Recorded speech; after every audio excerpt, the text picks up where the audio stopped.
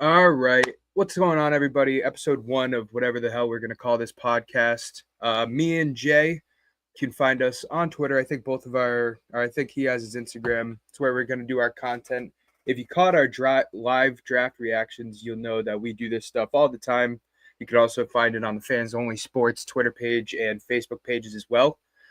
So we're going to be just going over a little bit of the draft recap. Obviously, we're 4 days or no, excuse me, I think we're 3 days removed from the draft, a little more than that from day one when we did our reactions. And, the dust is kind of settling. Everybody has their opinions. You've been seeing people ranking ranking the team's draft classes, talking about the best picks, all of that. And we're going to get into that today. I'm going to kind of talk about my stuff pretty quickly, but Jay, if you want to get yours out of the way, kind of start talking about what you think, maybe talk about the Giants or whatever. I mean, I really like the draft, Zach. I think overall the Giants had a great draft. Them and New England were in my top three for the best draft. And obviously, New England-based sports network, we're going to talk about the Patriots, but I'll get the Giants out of the way first. I really like the Jackson Dart pick. I really loved the Abdul Carter pick, obviously. And even later down the board, we got that defensive tackle at Toledo. We got Embo. A really good draft class overall with a lot of high potential and a lot of guys who I think can start at the next level.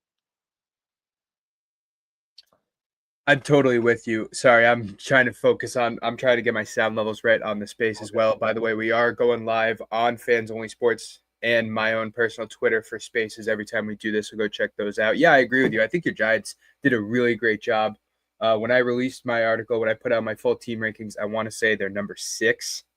So that was, I'm not going to lie, surprising to me because I wasn't a big fan of the Jackson Dart selection, but I was a big fan of some of the picks you made on later, some of the picks the Giants made later on the board, especially a guy like Cam Scadaboo, who I think is probably going to be one of the big takeaways we get from the Giants draft class. I think you got him in the back of the 3rd or maybe even the 4th round, and then in the 5th went on to get Marcus Embo, the lineman out of Purdue, who I think has legitimate, maybe not this year, but starting potential for your O-line, especially as like one of those backup guards. So yeah, I think the Giants did super well. I think there's a couple guys. So let's get into it. Before we do the player rankings, because I know me and you have that going on. Let's get into the teams that we think did the best in the draft. So I'm going to leave it to you first. We can go back and forth, but give me one team that you think just killed the draft. I'm gonna get in my Mel Kiper bag a little bit. I'm gonna start with Cleveland. I mean, you don't come into a draft and get a guy who is consensus a first round pick in the 5th round and come out as a loser in this draft. Yes, I think that the trade back fundamentally from 2 to 5 is a little bit dumb because Travis Hunter's generational. But at the end of the day, you look at a guy like Mason Graham. Mason Graham is going to be on that defensive line for years to come, and he's going to be a stud. And it's not just what they did in the 1st round.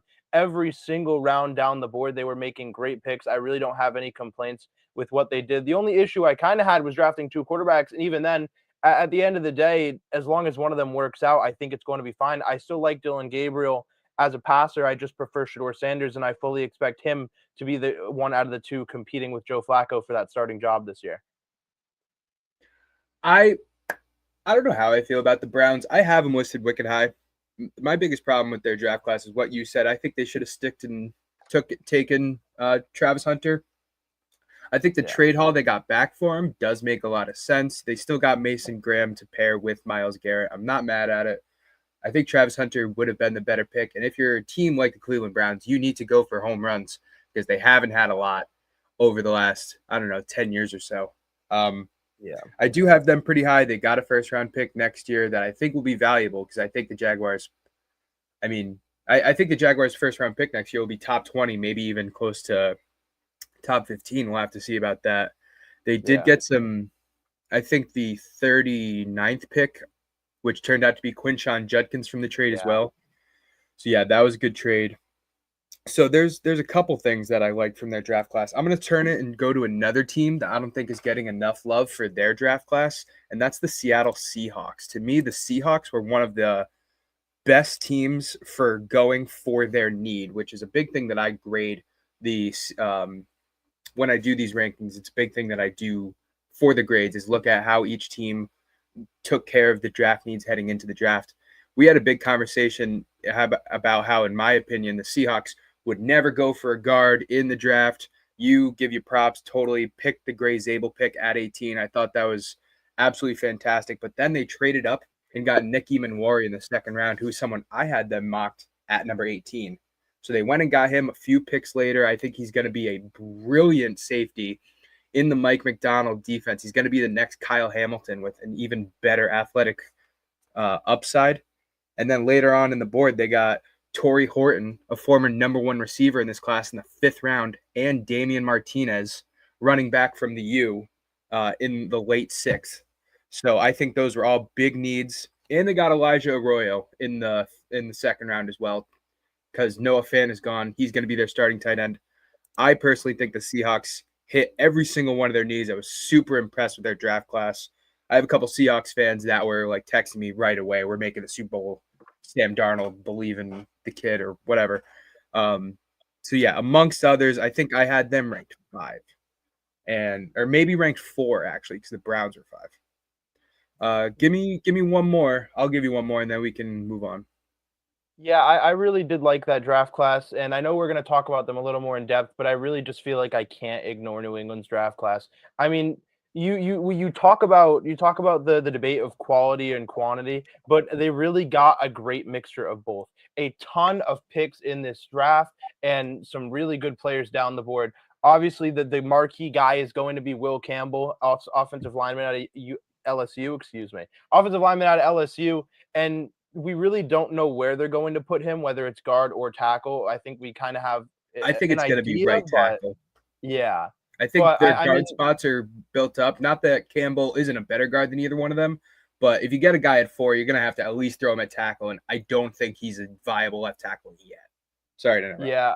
No, I get that. I get that. I just wasn't sure, just based on Wenu, because I know he can kick out to tackle as well, regardless of the rough year he had. It's true. But yeah, so Will Campbell's a Swiss Army knife. He really can play all 4 of the guard and tackle positions on the line. He just needs a little more time for the left tackle, like you mentioned. I mean, going down the board, Travion Henderson, I think, had first-round shouts most of the back end of this process. He's a great running back. Him and Quinshon Judkins were amazing at Ohio State. And then if you go a little further down the board, a guy that I'll definitely be talking about later is Braden Swinson. We know how I feel about him. I love his upside. For those of you who haven't been tuning in, I really do think the upside of Braden Swinson, the athletic acumen is there. It's just a matter of whether or not he can hone in his technical abilities, his hand skills, his pass rushing moves. If he can do that, it'll be a spectacular pick for years to come. And this guy could be an all-pro one day. And then the last guy I wanted to highlight in this class was Andres Borregales, I think is how you pronounce it, the kicker out of Miami. He's one of the kickers that I actually did take a look at. I looked at maybe 3, and I really like his game. Fairly accurate, and I think that with the kicking room always kind of rotating in NFL locker rooms, it's good to bring in a guy like him who I think can stick around for a long time. I got to tell you, I'm not a big fan of Borregales. Just Really? personally, I think that he will probably make the Patriots roster. I didn't love him at Miami, but maybe that's just because I think college kickers should make every kick. So take what I think with a grain of salt. I think he has some upside. He does have a good leg. Had some accuracy issues, but he was pretty good for us. And I know Braden Swinson's one of your guys. We're going to talk about him a little bit more later on. The Patriots, I had the best draft class. Anybody, you can go check out my entire team rankings at fansonlysports.com. It's where I post all my articles. It's where I put every single team ranked 1 to 32. And for me, this is an easy choice. The other team I want to talk about right now is the Philadelphia Eagles, who, in my opinion, got the best value pick of the first round and the best value pick of the entire class. Now, the best value pick of the first round was Jihad Campbell. Pick 31 is pretty insane for Jihad Campbell. I had him as my number 10 ranked prospect in total. And to get him at 31 and put into this Philadelphia defense is going to be spectacular, not only as a fit, but as a linebacker and an edge rusher. He's going to be a Swiss Army knife in that defense. Obviously, the Eagles are going to know how to use him using SEC pass rushers and linebackers for a long time now. I also think that another player that I'm going to be talking about in one of my best picks, so I'm not going to elaborate too much on it right now, is the 6th-round selection of Cameron Williams, tackle from Texas. To me, the best value pick in the entire draft. We're going to talk about that a little bit later. So we talked about who's aced the draft, as I still have the Patriots on. Whoops. Let's talk about who failed the draft. Who, in your opinion, and we don't have to get too in depth on it. We don't want to be too negative. Obviously, these players are still young and prospective, and we wish them the best in their careers. But being analysts, being draft somewhat amateur experts as we are, we can kind of take a look at it. And I don't know, have you been able to pick one team out of the midst to say like they didn't do what they should have, they didn't draft for need, maybe they didn't pick the guy you wanted? Any team stand out to you? I think honestly, it's. I think especially it's hard in the beginning of the process to, the beginning or the end, like right at the end, immediately after the process ends, to really decide a winner or loser. Especially this year with the amount of talent that I think varies. There are definitely been some bad draft classes recently, not maybe not this year. Like I think coming out of, for example, 2019, the year that Alex Leatherwood was drafted, you could tell that Raiders draft class wasn't good. Right off the bat, you Yeah. could tell.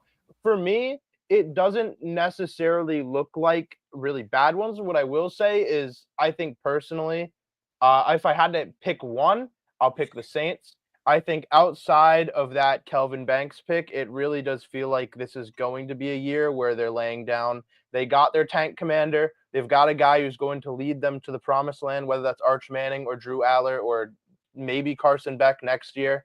They've got the guy who's going to bring them to that quarterback next year, which is Tyler Shuck. So if the promised land is a new quarterback, Tyler Shuck is the guy that's going to bring them there. Yeah, So and that's probably my worst draft class. to do that with Tyler Shuck, if they would have gotten that guy that's like, all right, we know we're going to take a quarterback next year. We need a guy who can give us some snaps, maybe compete for a job, and who knows, maybe be pretty good. That's at highest a 3rd-round pick. That's not the 37 selection or whatever Tyler Shuck was. That to me, and maybe they like him. He's an older quarterback. He's going to be one of the most pro-ready quarterbacks right now. There's been a lot of talk about Tyler Shuck, about if he's going to be able to start the season for the Saints, if he's going to be able to play meaningful snaps. I think right now he's as ready to lead that offense as Spencer Rattler. Now, whether that's saying much is up for debate. I still think Spencer Rattler has some potential to grow in the league. I don't think Tyler Shuck is going to grow too much. Tyler Shuck is older than Spencer Rattler, by the way. I think by maybe 2 years. Yeah, that sounds about right. So I had the Saints down there pretty low. I think I had the Saints around like 31 or something like that. My team that lost the draft, and it's a team that always drafts super well. I can understand what they're doing. I wouldn't have done it, but then again, who am I to disagree with Brian Gutekunst, one of the best GMs in football? But my team that lost the draft has to be the Packers. I think that not only did they go for, in my opinion, and we had a good conversation about this, good debate on draft day with Matt Hyland, who will be on the show later. Shout out to Matt. The Packers have, in my opinion, one of the deepest wide receiver rooms. Now, there's some questions with injuries. There's some questions if any of those guys can really step up and be a number one guy. And I absolutely can hear that. That makes a lot of sense to me. I think of that room, you really only have Jaden Reed, Christian Watson as like your guys, and then Romeo Doubs probably, I think, can be a solid wide receiver 3 if he could stay healthy. But then you have another guy, Dontavian Wicks, who has some pretty pro potential and is still young, 24 years old. So to me, I was like, not only that, but Jordan Love led the league in touchdown passes last year, I'm pretty sure. Yeah. So I was confused. I think Matthew Golden could be wide receiver 1 in that room shortly. I think there's also a pretty good chance that he falls into the mix and becomes like, I see him having as much potential as a Christian Watson or as a Jaden Reed. I don't see his potential being too much higher. And then to make matters even worse for me, they go and take Savion Williams, a developmental wide receiver, in the 3rd round. So now they've wasted 2 of their top 3 picks on the wide receiver room that, to me, was one of their strongest groups of the team anyway. They did get Yeah. Anthony Belton in the second round, which I really liked. I think that they needed to get a tackle because Rasheed Walker is not a long-term answer. Anthony Belton, I think, could be a starting left tackle for them. And then every other pick was just like, in my opinion, they're going to be depth rotational pieces or out or not on the team in 2-3 years. They got Baron Sorrell, who's a defensive tackle who won't start over Devontae Wyatt or Frank Clark. They got Warren Brinson, same exact thing, D tackle depth. They got Colin Oliver, and again, the Packers' best group, if it's not the wide receiver group, is their linebacker group. Their linebackers are stacked. So I didn't understand their class. To me, they're a roster that doesn't have a lot of holes, which is fair to them. But they got a bunch of guys. Like, I can easily see Matt Golden and Anthony Belton being the only people that get any playing time on this team. Yeah. And I can also see Matt Golden not even going that far. So I don't understand their process. Who am I to judge Brian Gutekunst? Again, one of the best GMs in the sport, but I just had to throw it out there. I made a whole big thing about it on draft day. I still feel that way. They could have gone so many other ways here. They didn't address cornerback at all, which with the whole Jair Alexander thing, I don't if he leaves, I don't know what they're going to do at cornerback, which to me should have been the number. Yeah. Yeah. I think honestly, like I'm looking at I see the vision. I agree that Matthew Golden it's gonna be hard pressed for him to, I think, work out. I think there's the chance that it'll be good, there's a chance that it'll be decent, and there's also a chance that he just won't pan out. And that's you know, and I agree that besides him and Belton, there really isn't a lot of starting potential. And even yeah, you're right. They didn't really address the defensive back position, which they need. I mean, they brought in Micah Robinson from Tulane, but that's it. And I don't think he's even close to starting or to being a backup right now. So that to me is I agree, really concerning. You have to wonder how they're going to adjust this. Obviously, there's a guy like Jalen Ramsey still in the market. You wonder if they're going to try and make a trade for him and take a swing on him, or another option that's a little cheaper. You know. Another team that, speaking of them, I think the Dolphins did okay, especially later on in the draft. I think they had one of the best day threes, if not the best day three. Getting guys like Ollie Gordon and Quinn Ewers in the 7th round is crazy to me. Two really good fits. I don't know if Ewers will ever be able to play if Tua does get injured, which could happen. Quinn Ewers could play and be pretty decent, and Ollie Gordon could end up playing really good minutes, especially in the red zone for him. But the Dolphins were the same way. They didn't get a cornerback either until like the 5th round. I didn't understand that. Not the best cornerback class for sure, but definitely some guys they could have taken flyers on a 3rd and 4th, both the Dolphins and the Packers. I think with the Dolphins, before we do move on, I obviously I love Ollie Gordon. I personally think that his 2023 season is his final form. I think that is like what he can be. What like he can be that guy in the NFL. I think it was 1,600 yards that year, and he has that Bill potential. Walker Award as a sophomore. Yeah, he has that potential to do that in the NFL, and I think that it's a great system for him to do it because he's already going to be behind A-Chain. He's not going to be asked to do it all in the world, but he can also step in. God forbid A-Chain gets hurt again. And I do like Ewers, but I agree that I don't know how much playing time he's going to get. I personally think it could be like a Joe Milton kind of thing. He'll come in for the last game and play really well, and then he might get some play for maybe a trade in the offseason. But I don't think that he'll have a ton of playing time. I don't even know if he'll be the backup week 1. He might not dress week 1 just because I don't know the quarterback room situation entirely. But I do think he's got the potential. I think right now it's Tua, and then I think they still have Skylar Thompson, but I could be wrong there. Anyway, I think Skylar Thompson's on Pittsburgh, I think. I can look at it. Oh, you know what? I think it's Zach Wilson.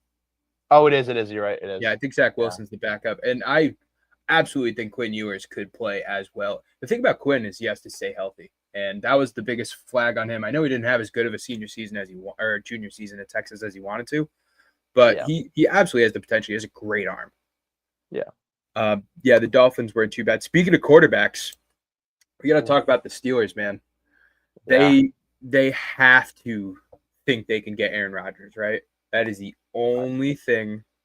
Now, obviously, with the fall of Shedeur Sanders, who we're definitely going to be talking about soon, with the fall of Shedeur Sanders, them passing on him at 21 looks better. I'm Yeah. absolutely of the opinion they should have still taken him at 21. Derek Harmon's going to be good in that defense, even if I think Yeah. that it's kind of putting too many bodies in there. Yeah. But you know, there was they got Will Howard in the 5th round, who I think is a pretty decent backup. Maybe 2 years from now could start, Yeah. which kind of puts if they do sign Aaron Rodgers, could be a very interesting quarterback room. Will Howard, Yeah. champion, mobile quarterback for his size, 6'4", 225, and someone who has maybe not the best arm, but is pretty accurate. So I think Will Howard is one of the better round 5 pickups. Yeah. But to not take Shedeur, who, in my opinion, I don't want to talk too much about him because so many reports are contradicting, saying that he has the skill level. His ego makes owners not even want him on the board. But to not take Shedeur Sanders in the 3rd round, if I'm looking Yeah. at the Steelers draft class, right? The 3rd round pick, Caleb Johnson, could be an absolute tank in that offense. Yeah. Yaya Black. Yaya Black was their 4th round pick. And after Yeah. drafting Derek Harmon, to me, Yaya Black is not going to be someone that really sees the field much unless of injury. Why not take Shedeur Yeah. there because he was still there? And then you I can take think Will Howard later too if you wanted to. Like I sure. Yeah. What pick did Sure went at what, 155? 144, I believe. He was already off the board by the time the Steelers were up. It was Yaya Black was pick 164. Okay. Well, It'd be I Jack mean, Sawyer at even 123. My bad, my bad. no, you're Yeah. totally fine. Yeah, no, call me out when I'm Yeah. wrong. Absolutely. I Okay. just think that there's a lot they could have done to trade, or even just take a guy. Not that I'm mad about the Caleb Johnson or even Yeah. Jack Sawyer pick, because I think Jack Sawyer could end up being the next TJ Watt if TJ or Alex Highsmith if one of them leaves. But to Yeah. not have a quarterback, man, like if your defensive line is so stacked, it doesn't even matter if Mason Rudolph's your quarterback. Nothing against Mason Rudolph, but even I don't even think the Steelers and Mike Tomlin can get 9 wins out of Mason Rudolph. That's just my opinion. I understand that. I can get behind that to an extent. I want to see how they do with Rudolph before I pass any judgments because I've seen a little bit of upside from him before he went to Tennessee. I just want to see if it's going to be the same Mason Rudolph or if it's from Pittsburgh or the same one from Tennessee before I really cast a judgment on him if they don't get Rodgers. Yeah, maybe you're right. The Steelers obviously are one of the best organizations. They've done it for so long. Maybe they can. Boosting up the defense and getting a running back like Caleb Johnson, who again we'll talk about in a minute. And Yeah. that's actually the perfect segue because I was just about to ask you, now that we're done with the teams, I want to ask you who your favorite picks in the draft were. Yeah, again, if we've been doing 3, give me like 3 of your best picks, either best value or just your favorite fits, whatever that stand out to you. So I went for 3 value picks. None of my picks came earlier than the 3rd round. The first one, we'll stay with Pittsburgh, is Caleb Johnson. I really liked Caleb Johnson for a majority of the process. He was my RB3 or 4. It was kind of shifting. It was obviously Hampton, Genty, and then I had Henderson occasionally. Sometimes I had Johnson. I think there was a mock where I had Johnson going in the 1st round. This guy is a really, really spectacular running back in an offense where running the football is the priority at Iowa, if I remember correctly. I know their Yeah. defense is usually the focus. Running the football is usually the priority there. He was the bell cow back there, a spectacular player. I think in an offense like Pittsburgh that relies on the running back and is going not as much this year because obviously they've got the receiver talent, but we talked about the quarterback issues. The running back is going to be a really important position here. I think Caleb Johnson can be that guy, a spectacular player, both when running routes as a pass catcher and also more so as a power back. So I'm excited to see how he can do in Pittsburgh. And then the next guy I want to talk about, go over to New England, Braden Swinson. I talked about him a little bit before. I think Braden Swinson is a dog. When it comes to athleticism, there's not many guys on the edge better than him. The only problem that we've talked about time and time again is that the pass rushing moves.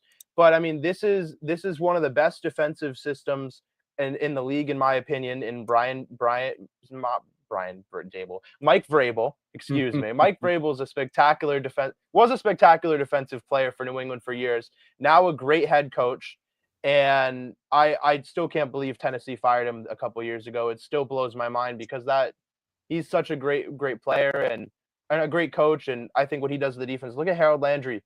He's back now, and I hope that in New England he can have the same production he had a couple years ago. I think he can get the best out of Braden Swinson and really take him under the fold. Finally, we'll go to my favorite player in this entire draft class. I've been pushing Kyle Monangai prop for so long. Now, obviously, looking at the Bears draft class, you know, there's been a lot of better players, I think. But you look at the fit, I think that this offense is going to be pretty run heavy. I think that Kyle Monangai can come into a system where he doesn't have to be the guy and he can catch passes out of the backfield. He breaks off some big runs. I remember against Washington in the blackout game for Rutgers, he had that huge run. I was there. And this is just a guy that's going to do it. He's going to put his nose down. He's going to work hard. I think that in this system, he can be a rising star, even if he's not the best, most contributing player this year. In the next few years, towards the back end of this contract, he's going to make a difference for this Bears team, and he might even be a fantasy darling in a couple years. Speaking of fantasy darlings, I got to tell you, Caleb Johnson is going to be high on my draft class this year. He's not going to get that many snaps. I think he's going to share snaps with Jaylen Warren, and then I think most of the pass catching is going to go to Warren or Cordarrelle Patterson, but I think Johnson could have a huge role. I think he will, maybe not right away, but over the next couple of years have as good of a role as Najee Harris ever did in Pittsburgh. And I know that's a tall tale. Not that Najee Harris did really that great in Pittsburgh, but as a first rounder, I think Caleb Johnson can mimic his production as a third rounder. Great pick for Pittsburgh. I agree with that. I agree with all of them. I think Swinson and Monangai are going to be really good on their teams. I'm going to go over to my picks real quick. So I had a couple picks that really stood out to me. I do have a running back as well. I know you had two. I have one in here. Yeah. Another one we talked about already, or I talked about already. So I'm just going to bring him up first. It's Cameron Williams going to Philly. Now, Cameron Williams to me is a developmental tackle, right? He's not ready to start right now. But that's why going to Philly is so perfect. We know Philly, Howie Roseman loves to draft players, sit them for a year, and then have them blossom in their sophomore year. Yeah. With Lane Johnson's retirement, right tackle for Philly, imminent, probably after next season. Yeah. We could see a thing similar to Jason Kelce when, they didn't win the Super Bowl and then he retires. I think that's probably likely. With Lane Johnson retiring soon, Cameron Williams has a similar build and similar intangibles as Lane Johnson. People in Texas love this guy. They obviously had Kelvin Banks holding down the left tackle. Cameron Williams wasn't even supposed to start this year. It was his second year at Texas after redshirting, and he is so strong. They said like Kelvin Banks was the alpha male and Cameron Williams was overpowering him. He's so strong. He just needs to work on some footwork and cleaning up some penalties. And to me, that made his development, especially if he goes to a team with good developmental skills, with a good O-line coach, very attainable. So I had him as my number 63 prospect. I want to say he was like offensive tackle number 7 or number 6 maybe. Yeah. And to go to number 208 and to a team like the Eagles, it seems unfair, man. I would bet if there was any day 3 player, maybe not any, if there was any like round 6 or lower player that I would bet on to start at some point, because remember, we know this draft class pretty well. These 5th, 6th, and 7th rounders oftentimes never even see the field, much less start. But if there was a guy that I would bet on to start in the future, it's Cameron Williams in Philly. Yeah. Moving on, I guess I'll go in reverse order here. I have a running back. I said Caleb Johnson's going to be one of my guys in fantasy. I hope nobody in my league watches this. If you do, shout out you. The other one is Jaden Blue, who I think will be the starting running back for the Cowboys. Maybe week 1, man. Like seriously, maybe week 1. I think Jaden Blue has a lot of untapped potential. Another Texas guy going 2 for 2 on Texas here, who had a great. He wasn't the starting running back. I think he only had like 150 carries, but blazing speed. I believe he had the fastest 40 in the combine of any running back, or if not, he was close or tied because he was like a 4.33. He's a smaller back with great receiving upside. This is a guy who almost he got 150 rushes. He had like 45 receptions as well. So a guy very easily can be used out of the backfield. But the Cowboys, they this was the perfect pick for them because they didn't get Genty. They didn't go for Hampton in the first round. They get a guy like Blue, who coming out of college barely took any wear and tear, which I love. Yeah. I think wear and tear is one of the biggest reasons I wasn't like sold on Genty.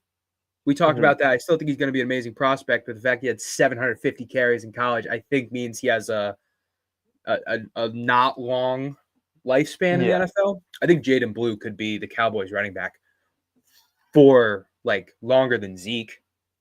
I think that was a tremendous pick for them to get him at 149.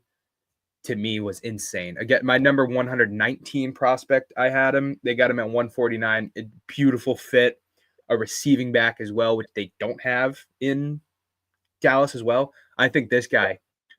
Watch out for Jaden Blue in fantasy. I'm just saying that. He's going to be like, I think he will be a guy that will creep up some boards getting up there. I think he's going to be like a round 7 pick, depending on how many Yeah. teams he got. I'm going to be drafting him early. Oh And then yeah. the last guy I want to talk about, my ace. I don't love the fit, but I think this guy dropped way too far for his skill level. And I know what you're going to think. It's not Shedeur Sanders. I think that was a steal, but I'm going to get into that a little bit later. Why that's like, people say it's the best fit for him. I don't agree. We're going to get into that later. The guy I want to talk about, the biggest steal of the draft to me was Will Johnson at 47 to the Cardinals. A guy that, while we were doing our live draft reactions, from pick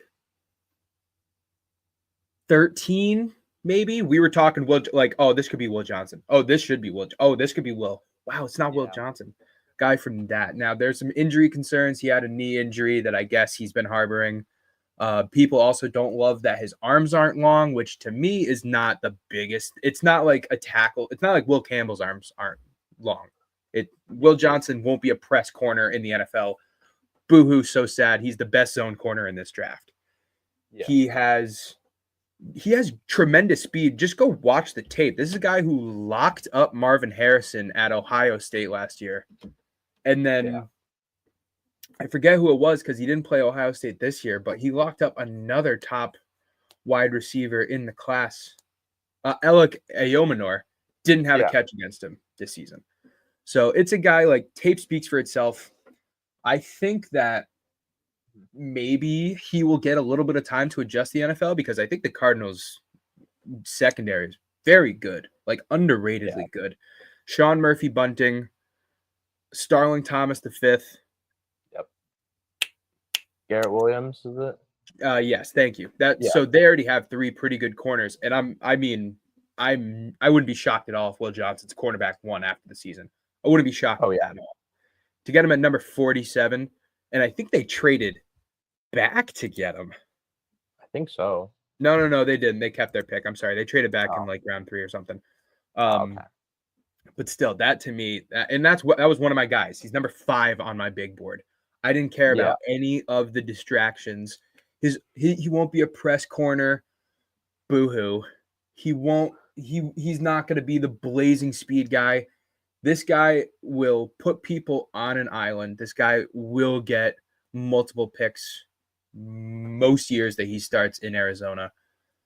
Now, the knee injury thing, I guess I can't comment on that because I don't know the extent of it, but this guy dropped way too far, entirely too far. He was very close to getting to the Colts' second pick, and I would have. I think, he did. He dropped past the Colts' second round pick. Oh man, that would have been amazing. Anyway, those are my top 3 picks.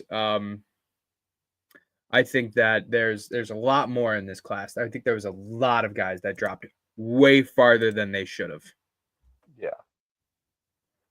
It was, I think that as well, because we had talked about it before the draft, is just the fact that the talent gap was so thin.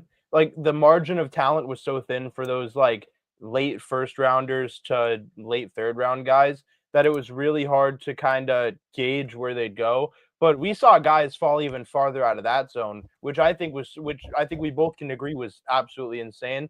And a lot of our valuations were different at that point to where the NFL valued these guys. So it's kind of crazy to see, and we'll have to see in the future how right the NFL teams were by the end of maybe 4 or 5 years by the end of these guys' contracts. Yeah. We'll have to see if our evaluations were more accurate than the NFL's. So Yeah, when we get our YouTube channel fully going, which by the way, make sure you're following us on Twitter and Instagram for releases of that. We're going to be going pretty strong into that pretty soon. When we do that, one of the things I wanted to start doing is reacting to old draft classes of mine, and because I talked about this with you on a space the other day. I had Trey Lance as my number 3 prospect a couple years ago. Look how that turned out. yeah. I had other guys that did really well higher on my board, so that'd be a fun thing to look at. We'll definitely have to check this out in a little bit. Yeah, for sure. I got 1 or 2 more things we want to talk about. Obviously, the biggest thing that happened this weekend, the biggest name around the draft was Shedeur Sanders. Yeah. Rightly or wrongly, just his name being out in the media, and then rightly or wrongly for his drop down to the Browns at pick number 144. What is your whole impression on the thing? I mean, it's just such a weird situation. Obviously, I know about the interviews, and we've heard about the interviews. I think Todd McShay was the one who came out and talked about the Giants interview. They brought out some install packages. He wasn't prepared. He didn't respond the way that Dable wanted. And we all know that Dable is very critical of his quarterbacks. He wants a quarterback that he can mold. And what Todd McShay had heard was that Sanders didn't like the response that Dable gave, which was calling him out that he wasn't prepared enough. And I think that was what kind of shied the Giants off from him, because I think the Giants were really looking at him and looking into him up until the post-combine interviews. So, and I think that was actually a private interview, not a combine interview. But things like that we've heard a lot, and it's hard to really make right from wrong. I think that a lot of times we hear about the athlete, we hear about their ego, but at the same time, I really do think the media is out to demonize this guy. This guy's a year or two older than me. He's still a kid in the sense that he hasn't really fully developed. And not to mention, I mean, this is his father, and what worked for his dad in the NFL 20, 30 years ago is not going to work for him because the difference in their ability, their talent. So I think that there's a little bit of everything that plays into it, and we have to find the kind of semblance of truth. I will say that I think the media is being overly critical of him, and that might even include myself and us. And I'm writing a thesis paper right now on the media and how it affects athletes. So things like that is very it's very effective of a player, and I think that he needs the environment that he's in Cleveland to be something that'll support him rather than tear him down, because he really is a great player and his draft position doesn't affect where he is right now. Yeah, I agree wholeheartedly. I think that Mel Kiper going off on the ESPN desk about Shedeur Sanders and as quarterback evaluating as a whole is pretty fitting as well. If you haven't seen that, go check that out. Kiper was irate, and it was good TV, but he also said a lot of intelligent things. And I think Shedeur Sanders is maybe the best example of it. I keep going back to the comparison, and I know it's a ungodly comparison to compare Shedeur Sanders with a future Hall of Famer. But this is what everybody said about Aaron Rodgers in his draft class. They said he had great talent. Well, we all know Aaron Rodgers was more talented coming out, or at least the draft experts did back then. I was, 10 when Aaron Rodgers got drafted. But when he got drafted, he had all the talent, but he was too cocky, and he had an ego, and he's a California kid. And this is exactly what we're seeing with Shedeur Sanders now. Is Shedeur Sanders going to be the next Aaron Rodgers? Probably not. Could he? He has a chance. He has unbelievable toughness. He's played and won at 2 different schools. He is a coach's son. This guy works hard. He trains. He's going to go to the club afterwards, but he's going to be at practice every day. He's going to work. He's been doing this for years and years and years. Yeah. I think maybe this is a very good experience for him. I hope Shedeur Sanders takes this the right way, because I think it's a humbling experience, not only to go to be drafted so late in the draft, but to also go to Cleveland, which is not, Cleveland's a city, but it's not Denver or Houston or LA or Chicago or Boston or any of these big cities that I'm sure Shedeur would have loved to go to. It's Cleveland, and the spotlight's going to be on him from day one. Week 1, preseason, minicamp, Hard Knocks will probably want to do another Browns one just to talk to Shedeur Sanders. Yeah. Spotlight's going to be on him. I think it's a humbling experience.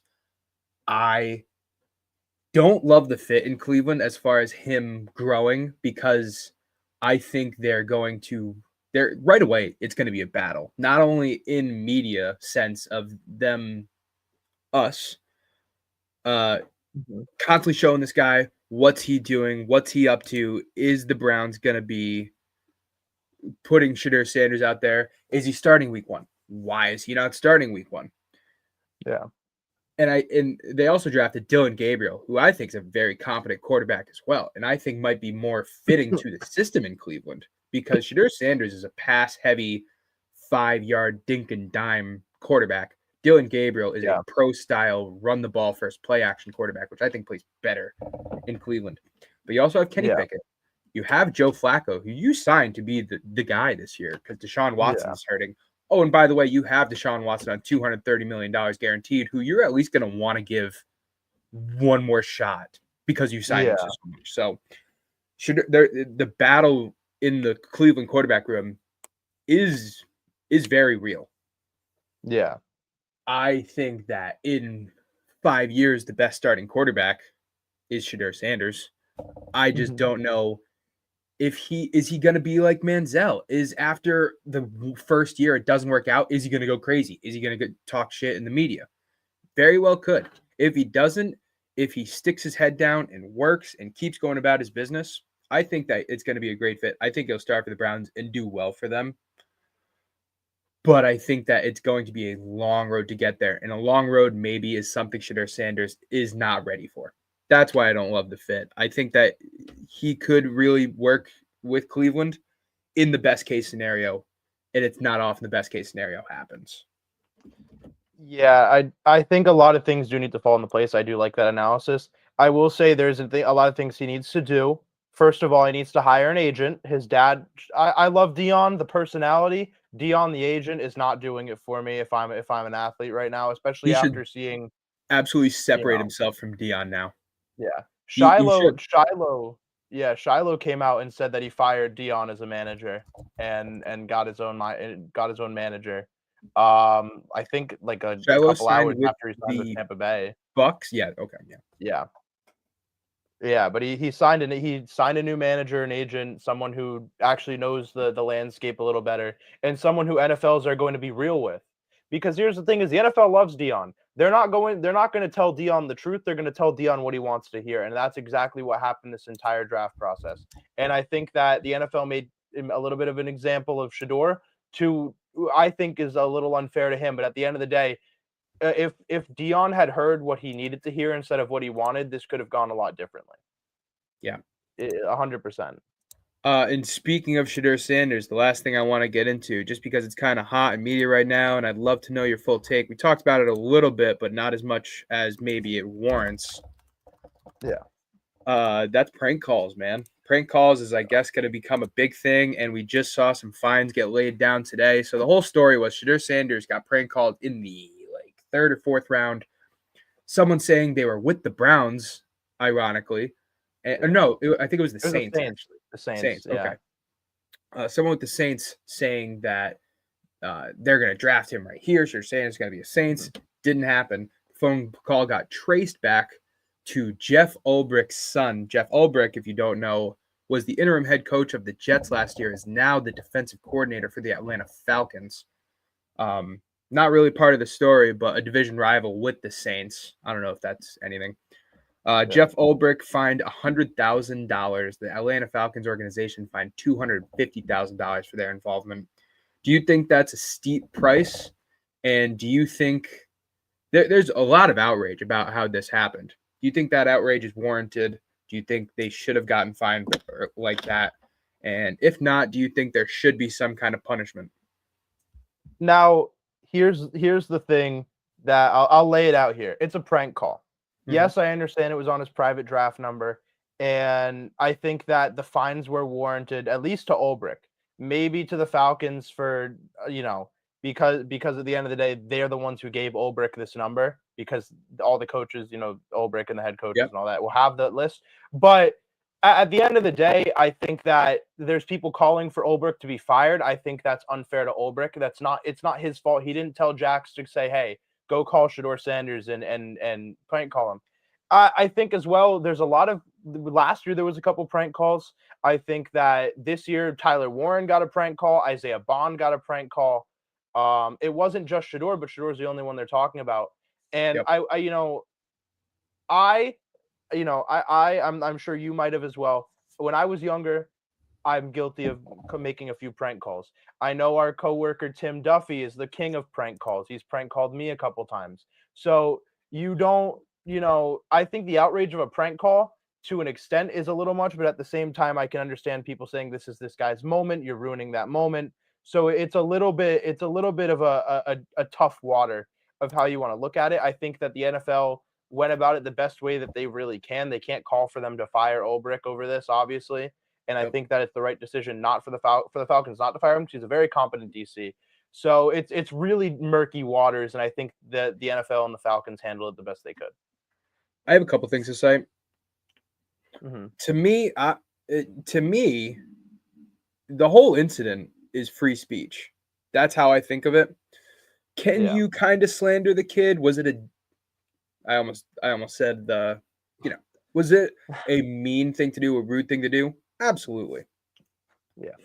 This is a 21-year-old kid who prank called a guy in one of the worst weekends of his life, a guy that had multiple TV cameras following him around for 72 hours. Yeah. I don't know how he thought he was going to get away with it either. They took a video of him doing it, so right. Yeah. And then the whole thing about him being the son's kid, it's like, I think that it should have been an internal situation within the Atlanta organization. I personally don't think Atlanta should have gotten fined. If they can prove that this kid got the number from Jeff Ulbrich, then that could be finable offense or punishable offense. I don't know if they'd be able to prove that he got it from his dad. Maybe they did. Yeah. I haven't seen anything that said they have damning evidence. I think it's he freedom of admits to speech. it. The other day, at the end of the day, I don't think Yeah.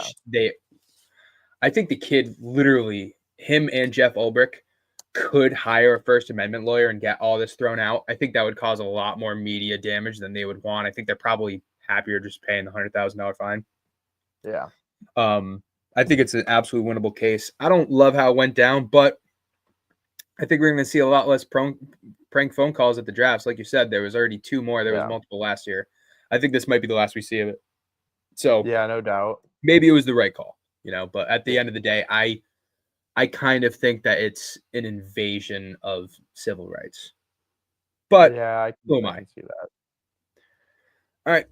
That's really all we got. That's all I got time for. Shout out Fans Only Sports Network. Always make sure you go check out my articles there. I've been dropping a bunch, including my way too early mock draft, which will be dropping later on today. I do not have Arch Manning as my number 1 pick, by the way. That's interesting. Yeah. Before we do go, Zach, I will say that I think it's a lot of his number 1 pick shouts are projections, and it really depends on his year. But I do agree with that. The only reason I say that, I'll give a little snippet to the people that are watching right now. The only reason Arch Manning isn't my number 1 pick is because the Super Bowl odds, which is what I do my mock draft off of, have the Giants picking first. And I don't think the Giants take Arch Manning after trading up for Jackson Dart this year. Definitely not. So I have them taking an offensive tackle. And then pick number 2 is Arch Manning to the Cleveland Browns. Okay. Yeah. All right. Yep, that's going to do it. Make sure you go check us out on our Twitters, on our socials, and be on the lookout for YouTube and new content stuff that we're going to be doing. We're going to be starting up our own podcast, doing this pretty regularly. I'm also going to be going live later on tonight around 6:30 with Matt Hyland to talk some NBA playoffs, maybe a little bit more NFL drafts as well. So thank you, everybody, for coming and checking us out, hanging out with us, talking NFL draft, and we will see you next time. Peace out.